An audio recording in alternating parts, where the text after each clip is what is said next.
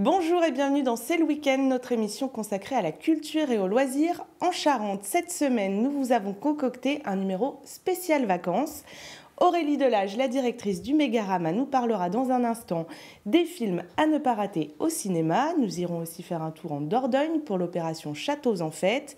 Mais nous allons d'abord parler science avec vous, Paul Boudot. Bonjour. Bonjour. Vous êtes notre Jamy charentais, vous êtes animateur scientifique à l'espace Mendes France de Poitiers et vous animez pendant les vacances des ateliers pour les enfants à Angoulême d'abord et à l'île d'Épagnac. C'est notre coup de cœur de la semaine.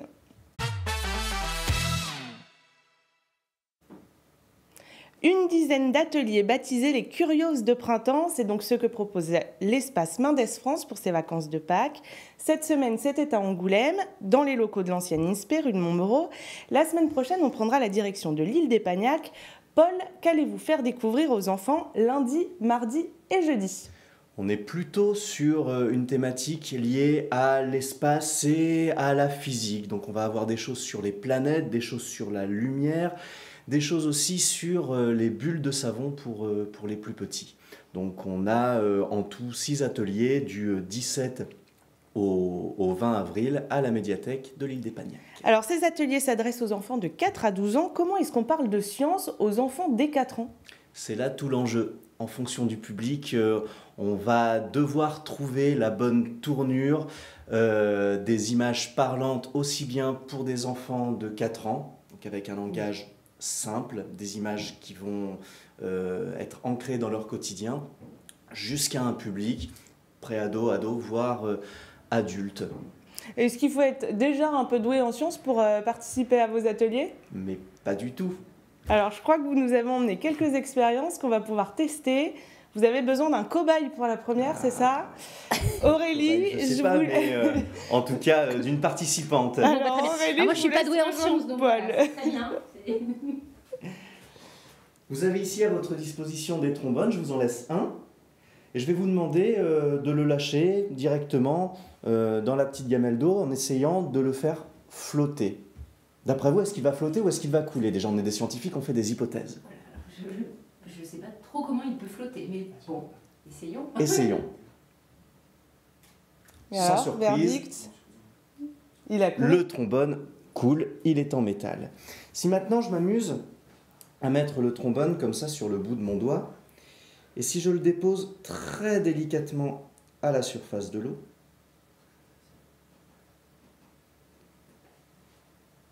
eh bien je m'aperçois que le trombone flotte.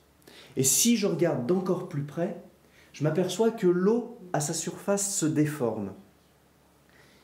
C'est dû à ce qu'on appelle la tension de l'eau. La force de l'eau, c'est la tension superficielle de l'eau.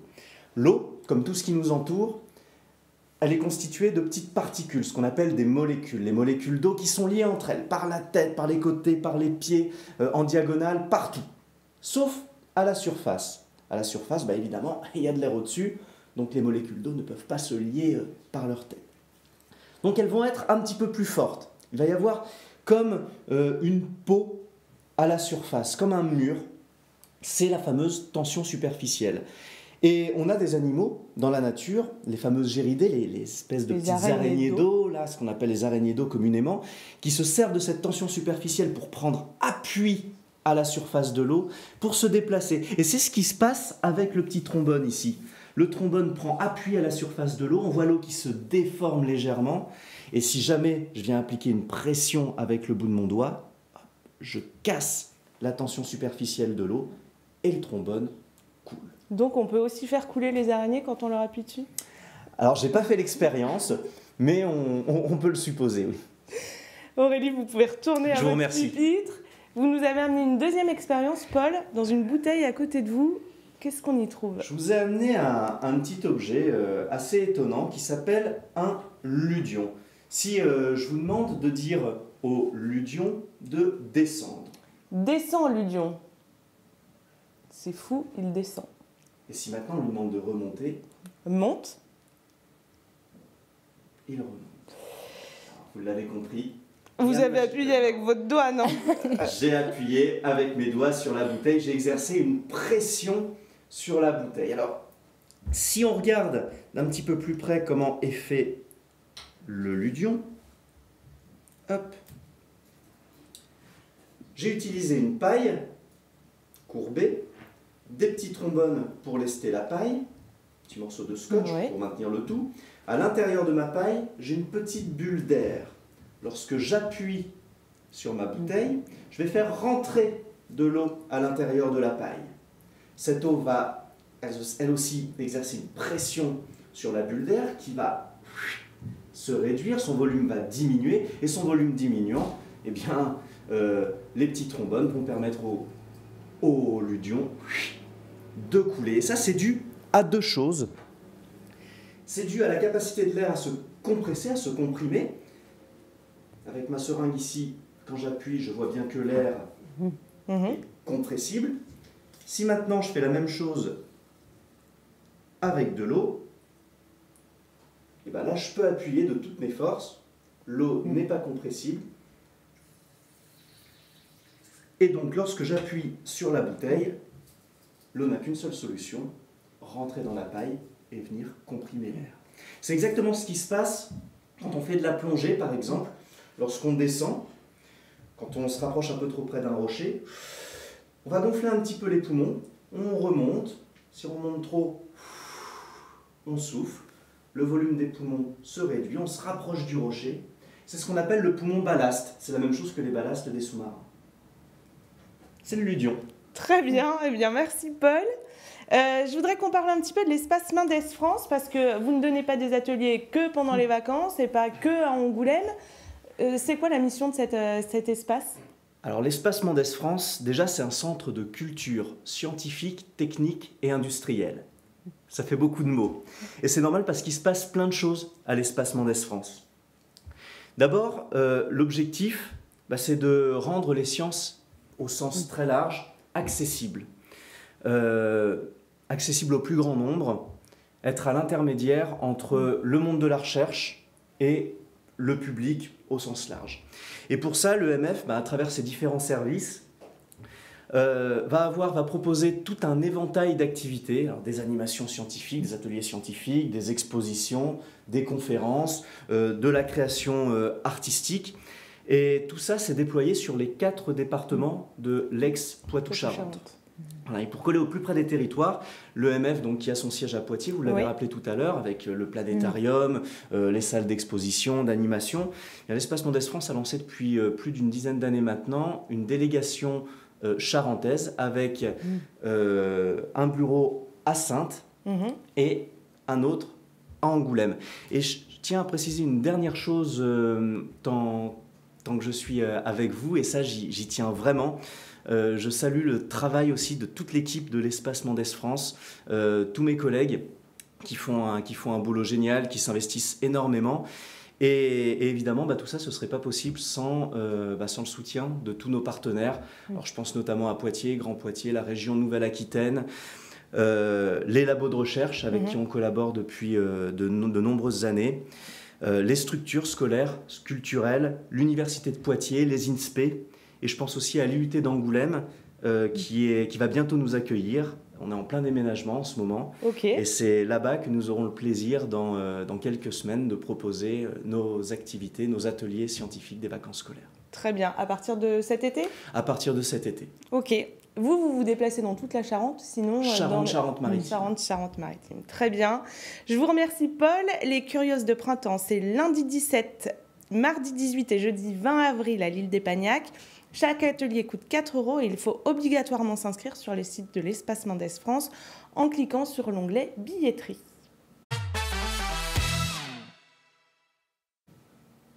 Et l'on enchaîne avec l'opération Châteaux en fête qui se déroule du 15 avril au 1er mai en Dordogne.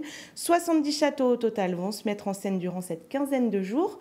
Julien Bonnet a traversé la frontière pour nous faire visiter le repère de la Vergne. C'est à Mareuil en Périgord, à une vingtaine de minutes de Villebois-la-Valette. Voici son reportage.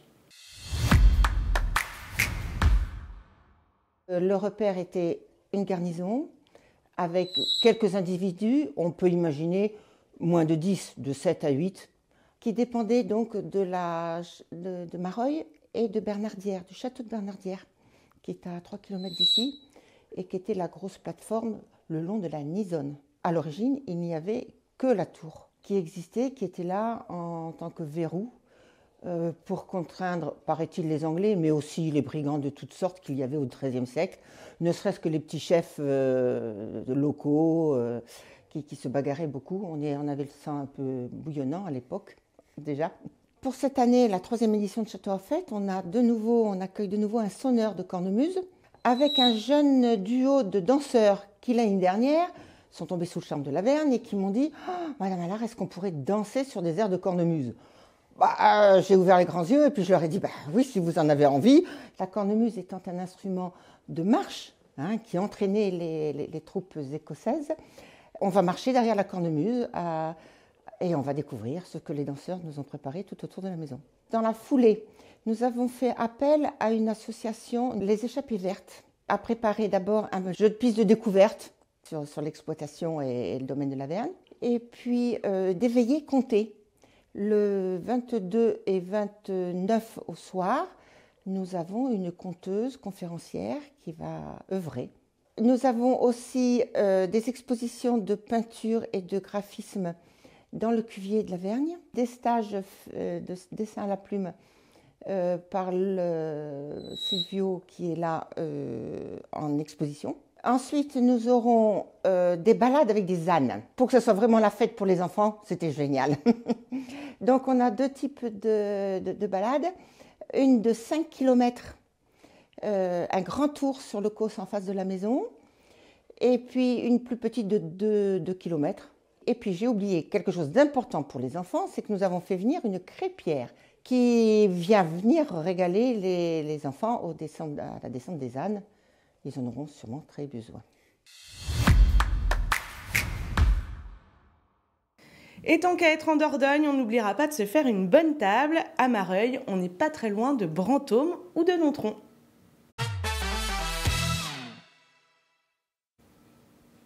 Alors oui, c'est vrai, les vacances de Pâques, ce sont celles que l'on veut passer dehors. On annonce le retour du soleil pour ces prochains jours et ça fait plaisir.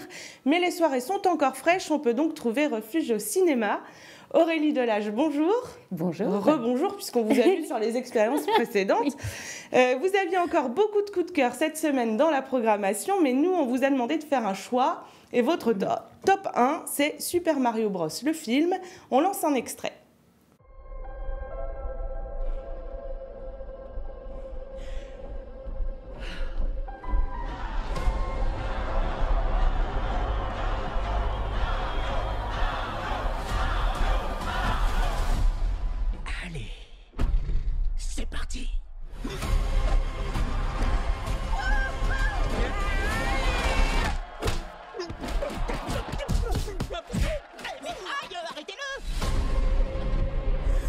Sûrement pas qui je suis, mais je vais bientôt dominer le monde. Waouh. Waouh. Mais il y a un problème. Cet humain, avec une moustache, tout comme toi. Vous croyez que je connais tous les humains à moustache qui portent une salopette et une casquette avec leur initiale écrite dessus? Eh ben non, désolé. Alors, Bowser qui veut s'emparer du monde. Aurélie, pourquoi est-ce que je dois aller voir ce film, moi, qui suis une bille en jeu vidéo? Alors là, on a pour la première fois sur le grand écran les 2 plus célèbres plombiers de l'histoire du jeu vidéo qui débarquent.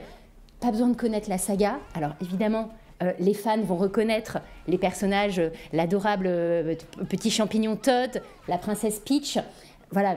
Mais si vous ne connaissez pas, c'est vraiment pas grave, vous allez quand même prendre plaisir. C'est une aventure qui vous embarque dans ces paysages un petit peu féeriques. Et voilà, on voit sur les images proposées en régie.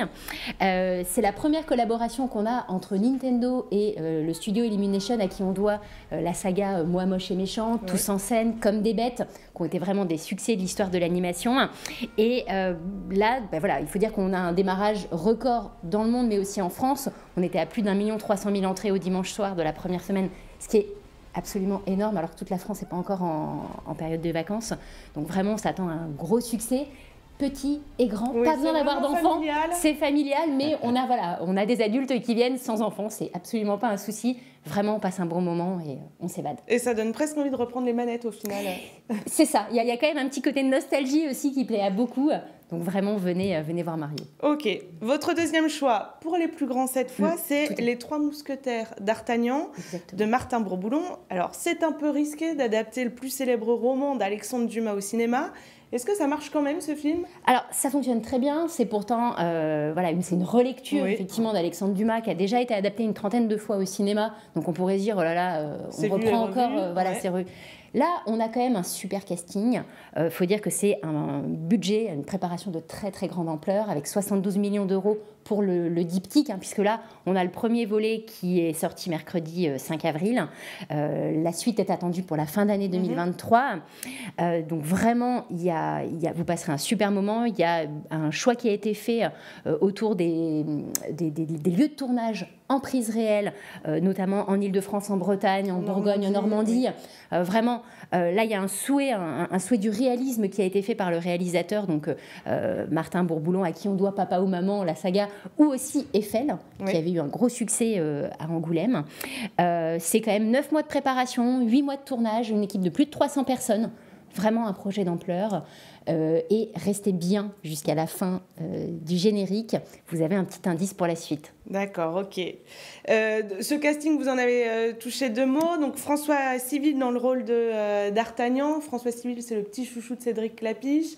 On a aussi Vincent Cassel, Romain Duris, Louis Garrel. Tous ceux-là sont arrivés à dos de cheval à l'avant-première aux Champs-Élysées. Il y a aussi Eva Green, gros casting de stars, quoi. Oui, très gros casting, vraiment un peu, on va dire, le sommet du cinéma français en ce moment.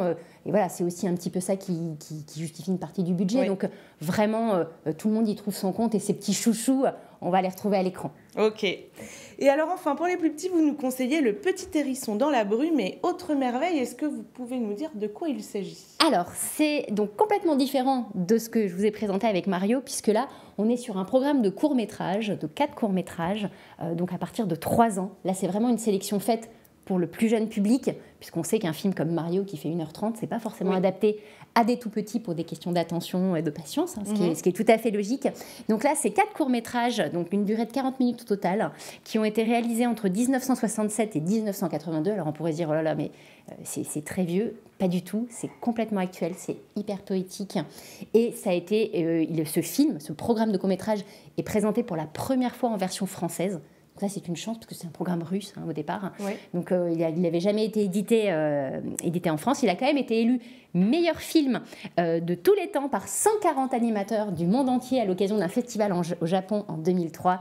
C'est notamment le film culte pour Miyazaki. Alors, voilà, ça parlera aux fans, ou Michel Gondry. Voilà, vraiment, dès 3 ans, allez-y. Ça peut être un super premier ciné pour les tout-petits. Très bien. Je vous remercie Aurélie. Merci encore Paul d'être venu sur ce plateau. Merci à vous de nous avoir suivis. On se retrouve la semaine prochaine. D'ici là, profitez bien.